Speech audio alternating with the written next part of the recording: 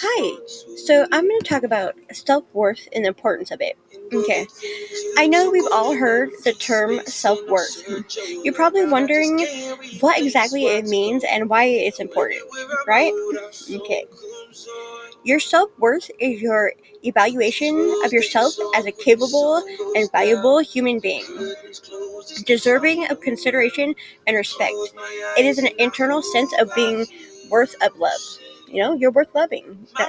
We often think about terms like respect, love, and consideration with regard to our relationships with others, such as our friends, family members, colleagues, and neighbors. However, the term self worth is gauged on how much we respect, love, and value ourselves, which is so important. We always People with positive self-worth tend to have greater self-confidence and self-esteem. Having low self-worth, on the other hand, means judging oneself harshly, having a low opinion of oneself, and tending to focus on one's mistakes and shortcomings rather than one's abilities and strengths, which is it's not really good to have. You need to have positive self-strengths and abilities to think positive about yourself, because you are worth something. You are worth something no matter what anybody tells you. Don't let other people tell you you're not worth shit. That's fucking stupid. That is just stupid, okay? I know firsthand. It's important to have self-worth because everything you do from your relationships to your job to friendships has to do with how you feel about yourself, okay? Definitely. It's so important, How do we can't really love somebody else until we love ourselves. We have to see the worth in ourselves. So here's a few factors that influence self-worth. Self-worth is a subjective concept that can fluctuate based on many variables, okay? The core beliefs and values, thoughts and feelings, emotions and mental well-being, experiences and interactions with others, relationships both past and present, health and physical fitness, career and professional things, activities and hobbies, community and social status, financial position, financial problem, physical appearance, childhood experiences. I'm not good at anything, that saying the negative things in your head, that's does not show that you have good self-worth, okay? Those are a few things about things that affect your self-worth, okay? Gauging your self-worth. Here we go. If you're trying to gauge your self-worth, try this. Ask yourself the following question. Somebody's alarm's going off, sorry. How much do you like, respect, and value yourself? Which words would you use to describe yourself to a stranger? When you self-reflect and think about yourself, are your thoughts generally positive, negative, or somewhere in between? Do you believe you are worthy of others' love, respect, and consideration?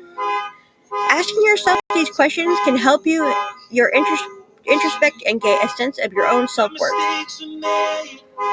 As you explore these thoughts, it can also be helpful to think about where your thoughts and beliefs around your self-worth originated from.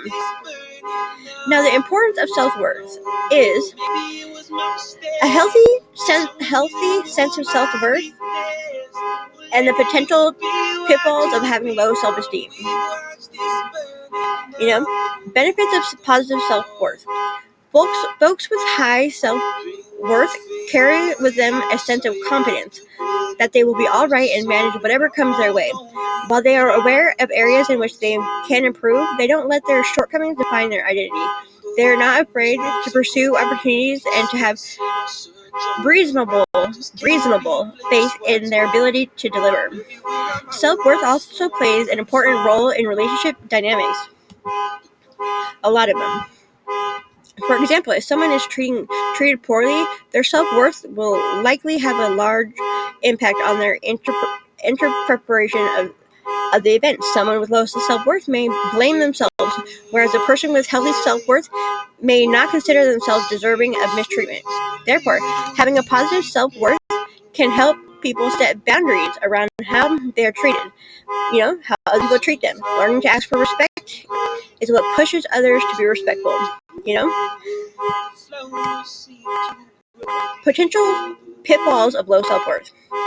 Low self-worth is characterized by a negative view of oneself and lack of trust in one's abilities. As a result, there is a perpetual fear of failure, difficulty accepting positive comments, and a disproportionate focus on weakness, Because there is a strong tendency to view oneself as unworthy, there's also a tendency to evaluate others. Thank God they turned that off. Okay. In an effort to compensate, someone with low self-worth may therefore minimize their needs, allow their boundaries to be, crossed, go out of their way to please others. That's what I do, and be unable to stand up for themselves. But I can stand up for myself most of the time. So, strategies to improve your self-worth. 1. Do things you enjoy and are good at. Getting good at something and enjoying it can provide positive reinforcements and feelings of proficiency and capability. Having regular reminders of your talents, strengths, and abilities can help you make you feel more confident in other areas of your life as well. Exercise and challenge yourself. Research shows that physical activity is linked to a greater sense of self-worth. Introducing moderate strain of your body and striving towards increasing advancement of your goals each time gives you a tangible proof that you are capable of more than you thought. Exercise can recalibrate the mindset and offers both physical and mental health benefits. Challenge those negative thoughts. Here we go, we're saying this again.